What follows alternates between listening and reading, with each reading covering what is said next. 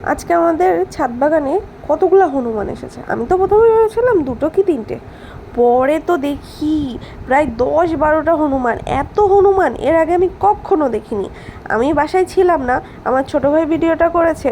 ভিডিওটা করে যখন আমাকে পাঠায় তখন আমি পুরোটাই অবাক হয়ে যাই, এতগুলো হনুমান কি করে। তখন দেখি আমার গাছের ডালিমগুলা খাচ্ছে, লেবুগুলা খাচ্ছে। দেখে ভালোই লাগছিল যে একসাথে এতগুলো হনুমান, যা আমি কখনোই দেখিনি। ছোট ছোট বাচ্চাগুলা নিয়ে কি সুন্দর করে ফলগুলা খাচ্ছে, আরও খাবার খুঁজছিল। আমার মা তাদেরকে আলু দিল। ছোট ভাই ভয়তে কাছে যাচ্ছে না, কিন্তু সে সাহস করে ভিডিওটা করলো।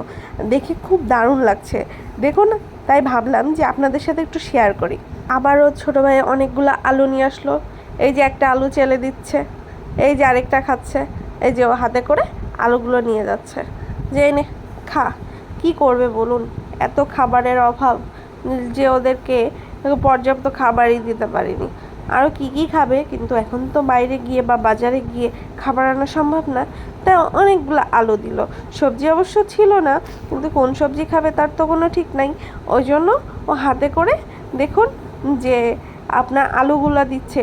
ও বানরগুলা দেখুন কাউকেই কিছু করছে না, কি সুন্দর করে রয়েছে। গাছের থেকে পাতা ছিঁড়ে ছিঁড়ে খাচ্ছে, তাও আলু খাচ্ছে না। সব গাছের পাতা ছিঁড়ে খাচ্ছে। গাছটা বাগানগুলো পুরো তছনছ করে থুয়ে তারপরে গেছে। রাগ দেখাবো না কি করব বুঝতে পারতেছি না।